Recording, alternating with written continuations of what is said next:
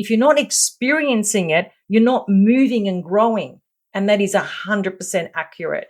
And this is what great mentors have the capacity to do, which is why all that new age stuff is just a waste of money. You are listening to Personal Development Mastery Podcast, helping you take the simple actions to master personal development and create a life you yearn for. I am your host, 𝗣𝗢𝗜𝗡𝗦𝗧𝗦, and my mission is simple: to inspire you to take action towards a purposeful and fulfilling life. In this podcast, I invite myself inside the minds of remarkable entrepreneurs, authors, thought leaders, spiritual teachers. So, if you're ready to find practical insights that you can implement right now, make sure you follow the podcast and get the episodes as soon as they are released. Today's episode, and you've already heard my guest's rather controversial comment about New Age stuff in the beginning. So in this episode, we will dive into the relationship of our mind and our emotions, and how having a mentor is critical to success rather than self-help books and courses. Let's dive right in. Today I am delighted to speak with Mary Henderson. Mary, you are a transformational leader and an internationally recognized personal branding and online business specialist. You help industry experts systemise, digitalise, and commercialise their wisdom and skills into a profitable online business and a brand, so they become an authority in their niche or industry. Mary, welcome to the show. It's such a pleasure to speak with you today. Hi, Aggie. It's great to be here too, my fellow Greek brother. It's awesome. That was an added surprise when I met you. Mary, I'm very excited for this conversation today. And, there are many things to talk about, but I would like to talk about, one thing is what I mentioned, converting one's wisdom and skills into a business, but also about the relationship of our mind and emotions that I know that you're passionate about. Before we go there, give us a key defining moment in your journey that is also relevant to the conversation. I understand you had a major epiphany in 2011. So can you take us there and describe what happened? Oh, Aggie, that's the most poignant, origin in my entire timeline, because it was in 2011 that literally my life not just changed, but also started, I feel. I went from, I think like everybody, you follow the status quo, you've got to work, get married, do this, get mortgages, go into debt, do. And then most people stay on the hamster wheel. I just had this moment 3 hours after my son was born, and I'm thinking to myself, what everything in my life is a label. My business card just happened to fall out on the bed because I went to get lip balm from my bag on the side of me. My business card fell on the bed, and suddenly I lifted this card and I'm thinking, oh my God, my whole life is a label. This business card is defining who I am in the world, how I show up in the world, how I act in the world, how I'm perceived in this world, how I'm accepted in the world. And then suddenly I thought, oh my God, everything in my life has been like that. And at that time I had a software company that I owned for 7 years. I had an infrastructure, it was turning over 7 figures. I had staff, I had clients. And I thought in that moment, I've got to get out of here. I've got to get out of that business. I've got to get out of this mindset. I need to leave my social circles. I don't want credit cards. I want nothing. I need to strip myself bare and understand, who am I? Quite literally, that was the question I asked myself. Who actually am I without all of these labels? What is left underneath all of that? Anyway, I actually ended up resigning from my own company. Thankfully, we merged my company with another company. January 1st, 2012, I was the first time in my adult life that I didn't have a job to go to. So I was jobless, and I've got these 2 kids, these young babies. And I remember walking to my computer and Googling, how do I change my life? And that was the beginning of that 12-month sabbatical, which essentially is the origin, or I should say the sliding door moment that brought me right to this moment that you and I are having this conversation. Wow, that's fascinating. I I liked what you said about the labels and Mm-hmm. who we are when all these labels are taken away or we remove them. And it's something really to to ponder on and think about.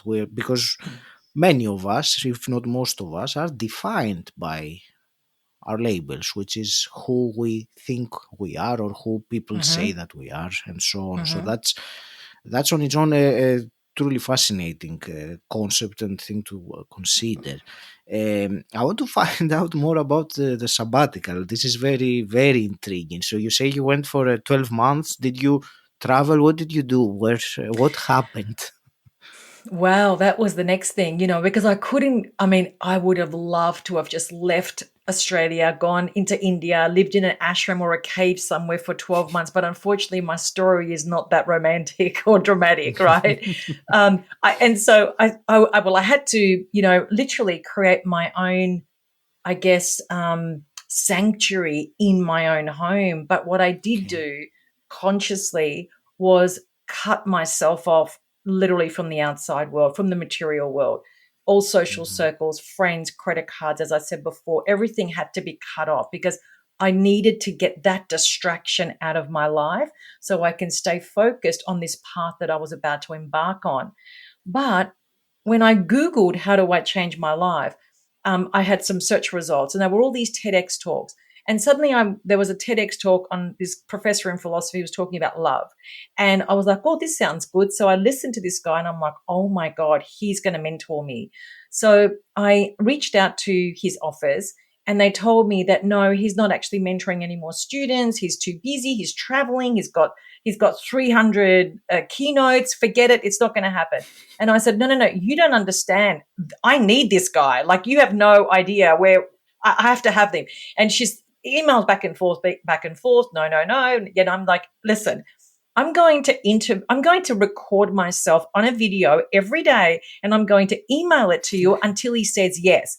Anyway, I was so tenacious. In the end, they said, okay, he's going to have a meeting with you. So we had a meeting together. And this is a guy who's a professor in philosophy, Oxford University, 30 years, he understands all ancient concepts from all religions, spent 15 years living in Jerusalem. I mean, just the depth and the breadth. He's been in the Vatican vaults. I mean, he had knowledge and wisdom that I couldn't get from a library, Amazon, or self-help books. I mean, this was on a whole different level. And he said to me, Mary, I'll take you on as my student, but I'm going to tell you this is not Girl Scouts. This is going to really rock your world. Are you ready for it? I said, I've never been more ready in my life. And so, Mhm. but I also recognize, Agi, that when I engaged him as my mentor, it was amazing. And at the same time, I also recognized that I had a lot of trauma in my body. I was raised with a serial narcissistic mother. So it was very, very traumatic for me as a child. And I was carrying that emotional trauma. I didn't know that I had that much trauma in my body. And so I engaged another expert in all my mentors till this date have all been very well, most of them academics, very well researched people. They don't want fame and fortune. They just have the knowledge that I want. And Mhm. and so I had another one that was very, very proficient in the emotional body. So I had these two amazing mentors that were holding this space for me. One, I would like to say that it was more on the soul side of who I am. The other one was more on my physiological part of who I am. So the body, the emotions, really getting deep into that place to start to move that energy and release me from this trauma that I was carrying. And but I learned so much. Like, it really did change my life. And the thing what's interesting, Aggie, coming from a Greek heritage, I recall actually saying to my mentor, I want to know what the meaning, in the mystery schools in Greece. When Socrates had imprinted on the outside of the mystery schools, man, know thyself. What does that mean? Because it sounds simple, doesn't it? Man, know thyself. But we don't actually understand what that means until we embark on this journey, which is very, very deep, very wide. And I can tell you, based on the 13th year that I'm in on my inner journey, it doesn't end. Once you're on this journey, it's a journey for the rest of this life, this incarnation, maybe others as well. But, and what my mentor was able to help me with was dissect myself like an onion, just to undress myself every day, take something off, another layer, and keep pushing until I get closer and closer to my true self. And that takes a long time. This is not something you can do in one self-help book. So that journey, that 12 months, was the beginning of where I am right now. And, and this is why I say that self-help books are so dangerous. They are an invitation, but they're also dangerous if you stay on that trajectory, because they never get you to the depth and breadth that we need to get to, to understand the potential and our capabilities as humans and as souls. And once we can get our head around that, it changes your whole philosophy, your entire outlook on the world that you live in. Wow, you mentioned so many things there, Mary, and I will start with, you mentioned your mentors, and you said many things about, their importance in your journey and how they help you. And I think for many people, the how a mentor can help is obvious. However, Mm-hmm. for other reasons, many people don't have mentors, or in, Yes. in a way that you had them. My question to you is, how would one get to find the ideal mentor? So you said yours, one, you found it from a TED talk and you approached, but is there any kind of criterion, shall we say, to that this is the right person to reach out and be mentored by? Knowing what I know today, for me, Mhm. when one has the will and the desire to become a better version or the best version or the truer version of themselves, I Mhm. truly believe in the idea when the student is ready, the teacher arrives. I 100% believe in that. That is Mm. happened to me all the time, even with the people I coach, same scenario. But it starts with will and desire. You have to have that inner drive, that knowing inside of yourself that there's something more. And what I was very clear on, Agi, I was very much into all that self-help book, all that new age stuff. So, I've got boxes and boxes and boxes of all that junk in my garage, which I'm about to throw out because, yes, as I said, it's an invitation, but it doesn't give you a solution. It never gives you the how to. It's just information that's just been thrown at you and you kind of have to try to figure it out for yourself, but you never do. So Mhm. that's not mentorship. But what I knew when I was looking for my mentors, I knew one thing, and that is I didn't want my mentor to be, like Instagram famous, in the new age circles, self-help. I knew that is not what I wanted. What I knew I wanted was somebody that was extremely well researched, well educated in their area of expertise. And I didn't want them to be a little bit of everything. I just wanted a master Mhm. of one.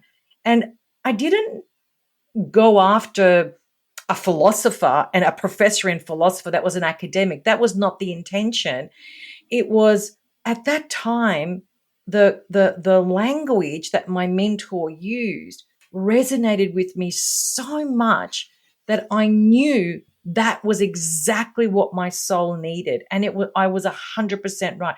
It was like my soul was screaming at me and saying, this is the guy, this is it, this is the next step. Mhm.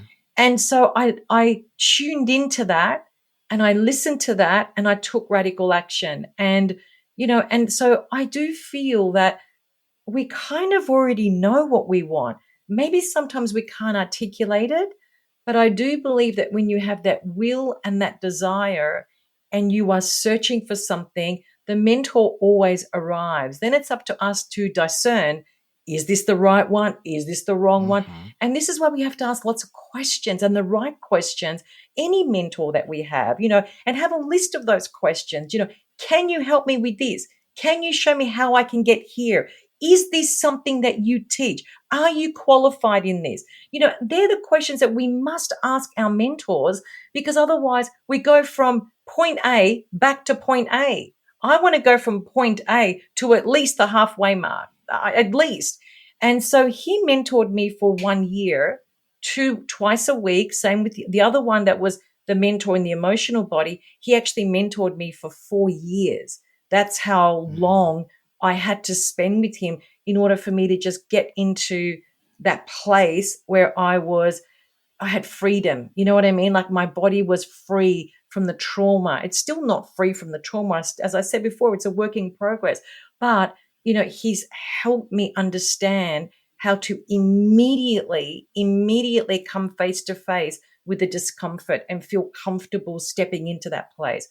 So going back to the mentorship, I truly believe in the idea that as you said, everyone needs a mentor when they're crossing a new path or something's happened on their journey and they need help for someone to hold space for them. That's what it is. It's the ability to hold space, because none of my mentors said, you've got to do it this way. They gave me the information knowing that I would arrive at the answer myself. Right? That was with all of them. I always arrived at the answer myself, because they all say, great mentors will say, listen, I can't give you the wisdom. You have to experience it to get one step closer to the treasure chest. I can't just give you the treasure chest. Otherwise, you're not going to experience it yourself. If you're not experiencing it, you're not moving and growing. And that is 100% accurate. And this is what great mentors have the capacity to do, which is why all that new age stuff is just a waste of money. Before we continue, I want to share something with you that I believe you'll find incredibly valuable. We are drowning in information but starving for wisdom. And with over 300 episodes, this podcast has plenty of it. But who has the time to listen to all of them? That's why I've curated the top 10 podcast episodes offering the greatest value in each of the 3 main categories of life: money, health, and self-mastery. Get your free resource now by clicking the link in the show notes or by visiting personaldevelopmentmasterypodcast.com/top10. Now, let's continue where we left off. It's interesting that you say that. Also, you said earlier that the personal development books are only an introduction, and you refer to it as junk in your garage. So that's quite intriguing, because most people would think otherwise. I do appreciate the point of view that you're making, and I know that reading a book on its own will do nothing. If you take some action on it, it will do something, but I think for me, what I understand, and the important thing is that it is a journey. It is ongoing. It's what I personally I refer to this as personal development mastery. The title of my podcast is this journey that inevitably it is about inner knowing and knowing thyself. And so it's not about gaining knowledge on how to, be a better at sales. That's a task. It's a skill, yes, of course, but it is not, our purpose, our path as spiritual beings on the planet. So it is, but I mentioned that because you said it a couple of times, and it is something that when you first said it, that it's especially you use the word junk, which is quite strong for it, but that's how I understand it, the way that you said it. So tell me if that's what somehow you mean, that they're only an invitation, you said. Yes, I think it's an invitation. I do believe that. I don't believe it's a solution. I think it's an invitation, because most people do, they buy self-help books thinking that's the solution. It's not the solution. It is an invitation. It means that it's up to you to take the next step, go deeper, step into another realm, get another teacher, another mentor, another book, I've been very fortunate and very lucky that the mentors that I've had, have been able to provide me with knowledge and wisdom that is not in self-help. It's extremely different to self-help from the standpoint that it has led me on a path of self-discovery, self-empowerment, and most importantly, freedom. In myself, not freedom as in necessarily financial freedom, although of course that's an effect of the cause, but this is internal freedom, 𝗣𝗓𝗓. This is mind, this is body, this is Yeah, soul. It's about the activation of the inner. absolutely. um, So, Mary, tell me how after that transformational inner journey that you had and dealing with your emotional traumas and what you said, how was the new Mary that emerged out of this transformation behave in a different way? What was the, let's say, I'm sure there were many things, but let's say what was the biggest difference in who the new Mary was? I think the first very important thing that I came to realize, 𝗣𝗓𝗓, is that I really fell in love with who I truly am. My traits, my abilities, my gifts, my talents. So I immediately recognized, hey, I've got some really cool stuff that make up who I am. Like, I've been given a soul print and a DNA print that's not only awesome, but it's like nobody else is in the world. So that's already a wow factor for me. The other thing is, and this is important, my voice is professionally trained from the age of 5 to 20. Of course, my mother especially would not allow me to pursue a career in performing arts, especially singing, because in her mind, that was just not something that we would do in a European family. That was shame. And so here I am, I've got this amazing gift, which is my voice, and I've got this amazing talent, which is to sing, that suddenly has been buried away and never to be seen ever again. When I went on this journey, I realized, hang on a minute, maybe my talent is locked away, and that I'm okay with that. But my gift that's been given to me, divinely given to me and encoded in me, is my voice. That's a gift. That's a part of my DNA. That's a part of my soul print. So I can't lock that away because that's a part of my natural state of being. The next question is, how am I going to use this every day? How do I bring that gift and all my other gifts that make up, my persona, my genetic makeup, my soul makeup, my desires, my dreams? How do I bring all of that to life? That is being encoded in me mathematically. How do I bring all of that to life? And I think that what I found, 𝗣𝗓𝗓, is that the person that I was manufactured by my environment, especially my mother. She was the one that wanted me. I had to be like this, act like this, speak like this, look like this, blah, blah, this, da, da, da, this.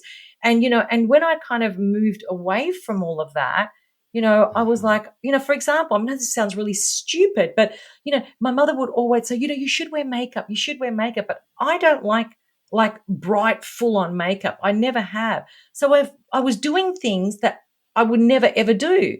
I love just being very natural and just very feminine and just that's who I always have been.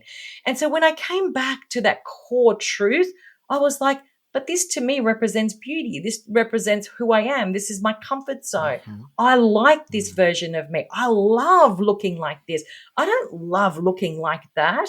And, and then so we have to bring all of those aspects of who we truly are back to life instead of letting them lie dormant and saying, oh, you know what? That's who I was at 20. I'm not like that anymore. But I'm saying, but hang on a minute. I am that's me. I've always been like that.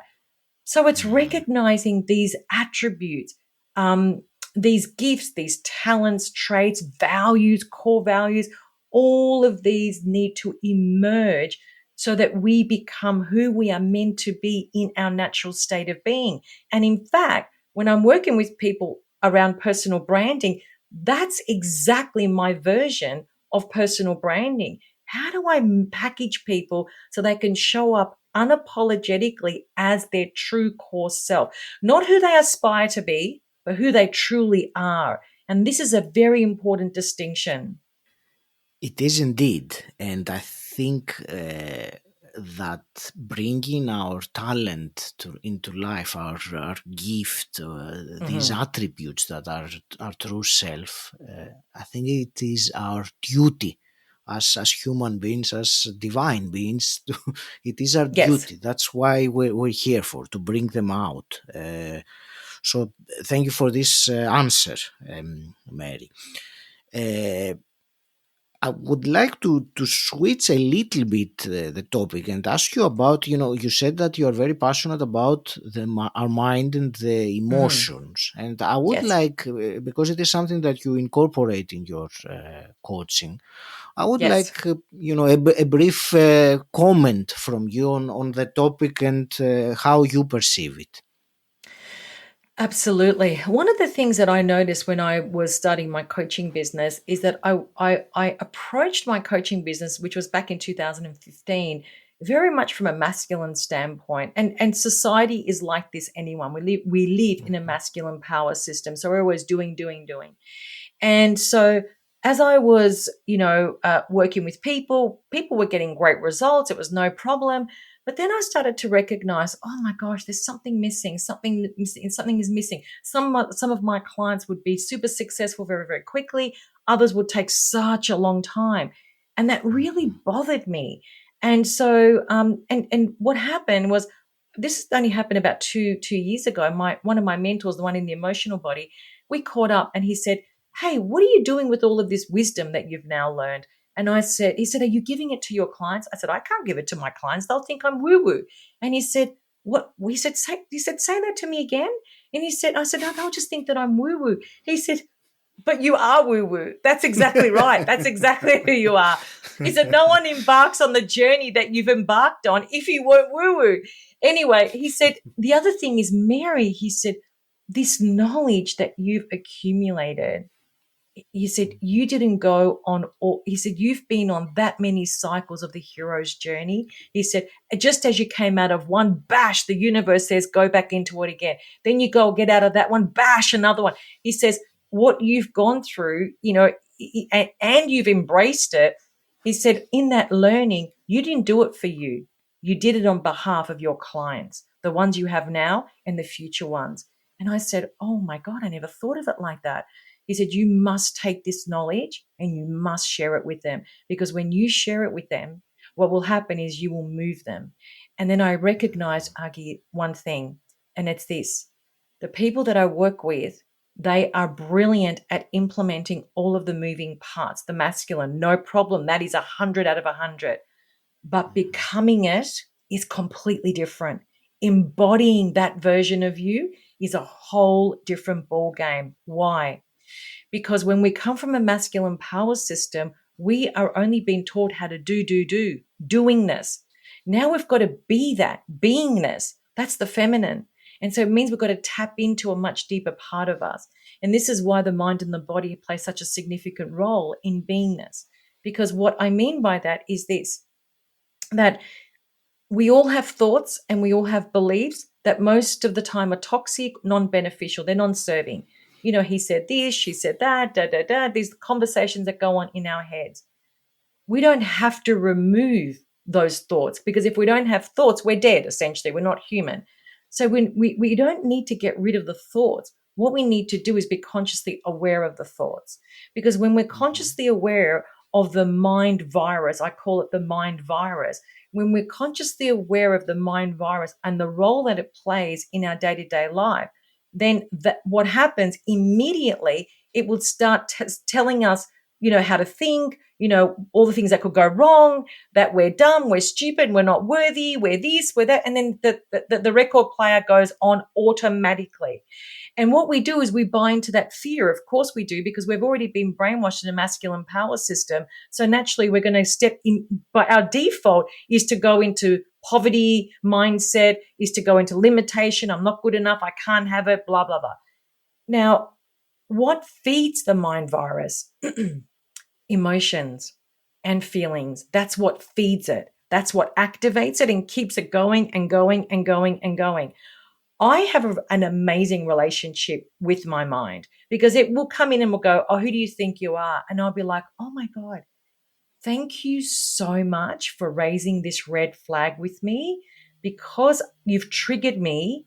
That tells me that I have an emotion connected to it. And now you've given me permission to just sit quietly and really understand what is the emotion that is being triggered here? What is the emotion that I haven't actually come face to face with? What is the emotion that's buried so deep inside of me? And now I have an opportunity and an invitation to feel it and come face to face with it, be comfortable being uncomfortable, and transcend it out of my body. And when I can do that, then I'm in control of my destiny, not my ego, and my body and my soul are also, we're collectively playing a role. I'm merging my mind, my heart, my body together, and we're actively working together in unison in order for me to be able to transcend the emotional charge, the energy, raise my vibrational frequency so that I can be clear on the reality that I want to experience. That's beautiful. What would you say, to someone thinking that they would like to get that awareness of the emotional state that you said that they feed the mind virus, and I think we've all been there. There becomes a loop or a spiral of a Yes. bad thought and the bad emotion that comes to it feeding the bad thought. So, Yes. what's one great tip that or technique you would offer for someone to snap out of it, to break out of that entrancement of being in that loop of the negative emotions and thoughts? Sitting in silence. I cannot Hmm. stress this enough. For me, the greatest gift I give myself every day is to sit in silence. I have learned this a long, long time ago. And silence doesn't mean you sit in silence for 6 hours. I'm not a yogi. I don't live in an ashram. I don't live in Tibet in the caves. So I'm human. I'm busy. I've got a mum. I live a human life. So and I understand that. But at the same time, I also need to give myself that space so that I can ask myself very deep and wide questions. And Carl Hmm. Jung actually states this very, very clear in his research and his studies and many of his books that the key to your inner freedom is actually to ask the right questions, the how and the why questions. This is critical. So for me, it's very much just sitting down quietly and I mean literally in silence, not necessarily meditating, but it's more contemplation. I'm actually feeling my body. I'm asking deeper questions. I'm co-creating with my creator, the universe, God, whatever you want to call that label. But I'm co-creating with my quantum field. I'm co-creating with my creator. I'm asking questions. I'm asking questions because I'm trying to resolve something that I can't resolve. And I'm asking for my creator to deliver the intelligence that I require in order to solve that problem. And, so that space for me is such a, it's not, it's beyond sacred. It's such an important knowing that most humans are on the hamster wheel. They're going round and round and round and round and round. They go to work into a job that they hate. They come home, they, drink wine, they put on Netflix, and then tomorrow they wake up and it's a rinse and repeat, and the other thing that I'd like to suggest is that, in 2012, I decided that we were not going to have a TV in our house and that we were not going to listen to any form of media or any propaganda, no Netflix, no nothing. Till this day, we still don't do that. I don't drink alcohol. I'm very much interested in how I'm nurturing my body. So, and it's funny that when you nurture your thoughts and you nurture your emotions, the body is stable. The body doesn't need food to fill that void. The body needs food for sustenance, for energy, and it asks for beautiful food and healthy and clean energy food. the relationship, again, between food, emotions, and thoughts plays a significant role, and that just naturally happens. So I feel that if we just gave ourselves permission to start off each day 5 minutes in silence, then the next day 6 minutes, then 10, then 15, then 20. Some days I sit in silence for 2-3 hours. I just love it. I cannot tell you how to me, it's like the greatest gift I give myself. And also another thing that I do is I do a lot of writing. So I write a lot. I'm constantly, my thoughts are always expanding. I'm constantly writing things. I get really creative outbursts. So for me, the pencil and the paper is very, very important. It's, again, an extension of who I am. Thank you for this answer, Mary.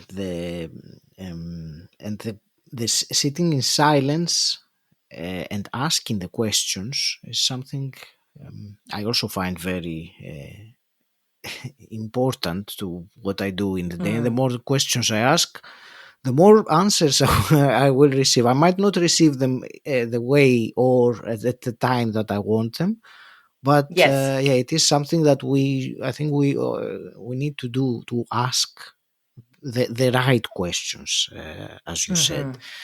I I was thinking of asking a completely different question, but I will leave it and not do it, Mary. I was just following now my own intuition, because there was a question regarding. Might as well ask it then. Sorry, I will. I'm trying to make up my mind. I love it. I will squeeze it in quickly. You are. It's very tempting. And I'm now being unapologetically who I am. That you are an internationally recognized personal branding expert. So yes. I can't resist just asking a quick question about this. What's the number one mistake you see, the new entrepreneurs, especially the online entrepreneurs, make, the most common one, so that's something to help with? It's a very good question, because, I think there's a couple of angles. The first thing I'm is glad that I asked it then. There you go. Exactly. It actually ties in beautifully to what we've been talking about regardless. I think the first thing about personal branding is that it is about who you are in your natural state of being. That is the very first thing that we really need to understand. And we need to unpack that and be mindful of the beauty and the currency in that. That's the first thing. The second thing, Agi, is that when you start to look at your brand from a different angle, from the attributes that make up who you are in your natural state of being, then the other side of that is so many people get told, oh, if you start building your personal brand, which, by the way, you can't build your personal brand, your audience build your brand. We just define the brand essence and the brand truth. That's all we can do, right, as business owners. But what they get told is, hey, build your brand and then define your niche. Now, I'm going to say that if you're going after a niche, you are limiting your potential and your ability to expand not just your business, but also how much money you make exponentially. So we've got to stop thinking, oh, I've got to look for a niche. Rather, ask yourself, hey, what problem can I solve in the world? And how can I take someone's pain away or enhance someone's life? Okay. And that solution that you come up with is 100% congruent with your personal brand. But what you now have is you can solve a problem, okay, for any person or business in the entire universe. What do you care if it's a man or woman, 20 years old, 50 years old, professional, mompreneur? What do you care what the niche is? If you can solve a problem, wouldn't it be wiser to solve the problem for anyone in the world that needs it? That, to me, is so delicious, because that's how we raise our consciousness in the world, through thinking like that. That's a much more expansive way of looking at your brand rather than a limited way of putting yourself in this little box. Oh, this is who I am, this little box. What do you mean you're a little box? You're human. You're amazing. You're not a box. And so that's my advice. Hopefully I've answered your question, but I say that with so much conviction because I get so upset when people say, oh, this is my niche. What do you mean you're looking after a niche? Are you kidding yourself? So when I explain it like this, people go, oh my God, I never thought of it like that.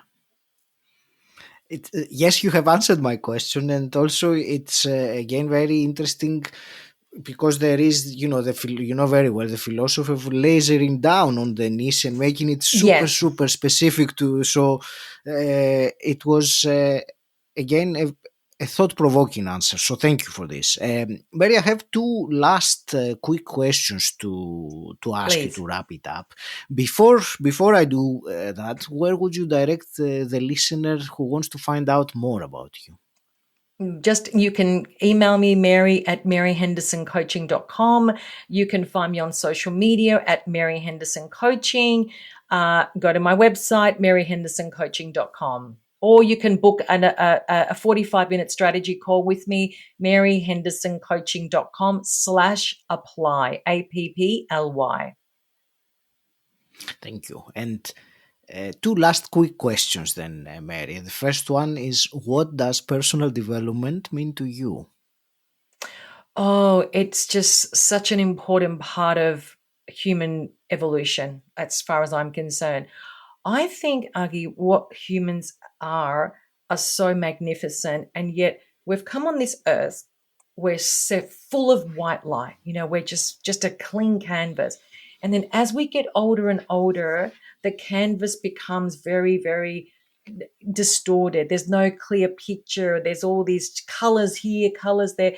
And then we stay like that, or we look at that picture and we're like, I don't even know what that looks like. What if I start undoing all of the tapestry? What is underneath it?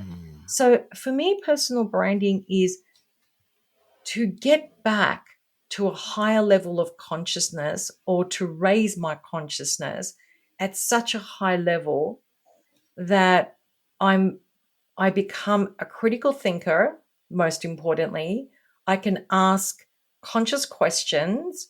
I want to contribute to the world in a much bigger way than just a 9-to-5 job. I lose the notion and belief system around fear, shame, all of those lower energy emotions that have been, indoctrinated in us from the school system, of course, and challenge everything that we've learned, unlearn everything, and start from ground zero. Because what we will do then is define who we are truly and start to truly understand through our personal development journey our true potential. And true potential is the ability to activate our creativity at our soul level. And when we understand that and truly understand it, it changes the whole game. Your whole outlook on life is completely different, because fear is not something that exists. Fear is something that we've been told to believe in. It doesn't exist. So and we have to understand what that means, though. Like, me saying is one thing, but actually experiencing it, knowing it, it's like, you're not going to pull that wool over my eyes. Thank you, but I'm not going to accept that. And so the personal development, and the other thing, Agi, one more thing, I also can't help but deep inside of me, where that real woo-woo is, and maybe it's the Greek, I don't know what it is, but it's just really truly understanding that I want to transcend to the truest version of who I am, because I truly believe that spiritually, as a spiritual being, that also enhances my, not just my ability to co-create, but where I go after this incarnation, and I believe in that. I truly do. And so the work that I do on my inner self is not just for who I am as a human on earth. It impacts everyone that touches me, my family, my friends, people that I speak to on podcasts, but also it impacts who I become after this incarnation. And that's very important to me. That's great. And hypothetically, Mary, if you could go back in time and meet your 18-year-old self, what's one piece of advice you would give her?